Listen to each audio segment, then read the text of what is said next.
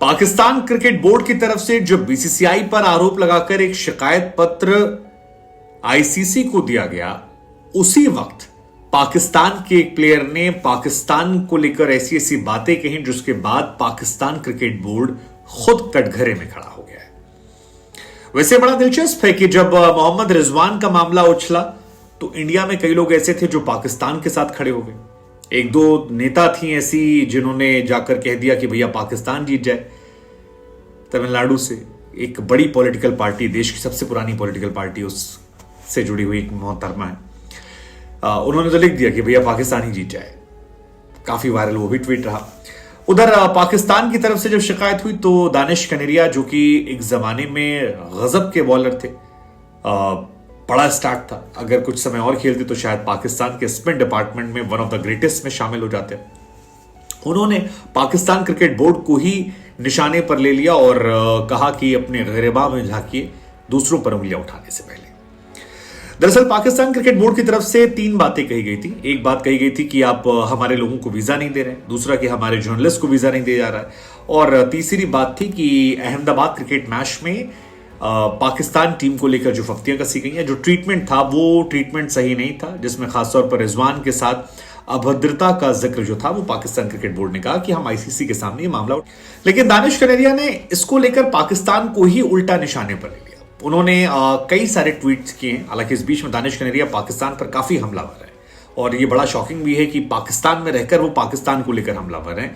I mean, इससे bravery कहा जाए, बेवकूफी कहा जाए, उनकी भविष्य की लालसा कहा जाए, या सोशल मीडिया के दौर में व्यूअरशिप कमाने के लिए इंडिया पाकिस्तान के रिश्तों का फायदा उठाकर इंगेजमेंट और पैसा कमाना कहा जाए। जो भी आप कहना चाहे वो आप कह सकते हैं। लेकिन दानिश कनेरिया ने पीसीबी को लेकर सवाल उठाया कि पाकिस्तानी जर्नलिस्ट ज़ैनब अब्बास ने जब इंडिया के खिलाफ कमेंट किया था तब पीसीबी खामोश क्यों रहा। ये उनका ट्वीट है। दूसरा सवाल उठाया कि जब मिकी ऑर्थर ने आईसीसी के इवेंट को बीसीसीआई का इवेंट कहा तब खामोशी क्यों थी। और तीसरा सवाल कि किसने कहा था कि मोहम्मद रिजवान जो हैं वो ग्राउंड के अंदर नमाज पढ़े। ये तीन बड़े सवाल जो हैं ये इन्होंने यहां पर दाग दिए और इसके बाद इन्होंने लिखा कि don't find fault in others, दूसरों में कमियां ढूंढना बंद कर दीजिए। और ये पाकिस्तान क्रिकेट बोर्ड को लेकर जो पोस्ट था उस पर इन्होंने ट्वीट करते हुए डाला था। तो ये एक काफी बोल्ड मूव है, मतलब मेरे हिसाब से काफी बोल्ड मूव है।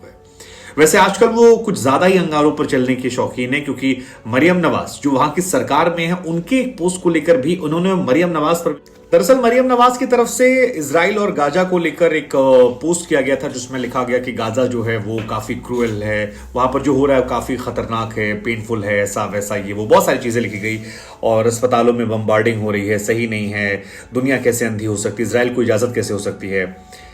इस पोस्ट पर भी दानिश कनेरिया ने लिखा कि भैया दुनिया को तो ज्ञान दे रहे हो, अपने घर में तुम्हारे जो माइनॉरिटीज हैं, यानी वो कह रहे थे कि हिंदुओं के साथ पाकिस्तान में जो अत्याचार हो रहा है उस पर खामोश क्यों है, क्या आपने यहां पर आंखें मूंद रखी हैं।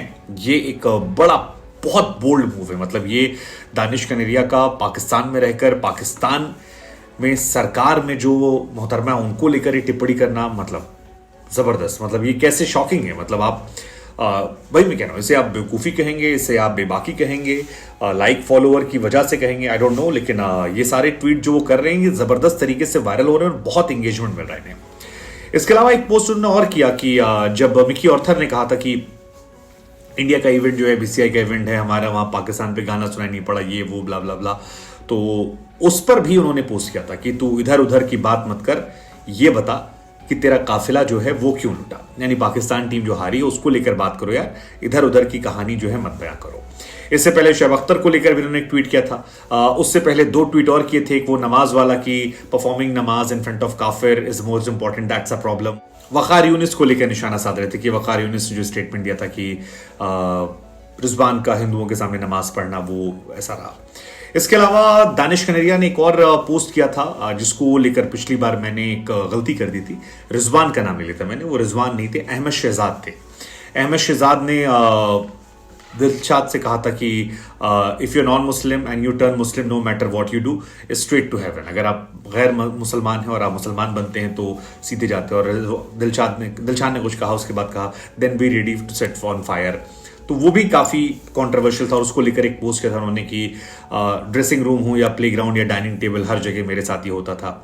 अब दानिश कनेरिया पाकिस्तान को ठीक ठाक रिप्रेजेंट कर चुके हैं। मतलब पाकिस्तान के लिए वो गेंदबाज हैं, अगर आप कहें कि पाकिस्तान के लिए सबसे ज्यादा टेस्ट में विकेट लेने वाले बॉलर हैं और पाकिस्तान के 4th हाईएस्ट विकेट टेकर है। मतलब वसीम अकरम, वकार यूनिस, इमरान खान के बाद 4थे स्थान पर बॉलर है। तो उनकी अहमियत तो है। 61 मैचेस में 261 विकेट, और अगर वो मैच फिक्सिंग एंड ऑल में ना फंसते तो शायद और बहुत आगे जाते।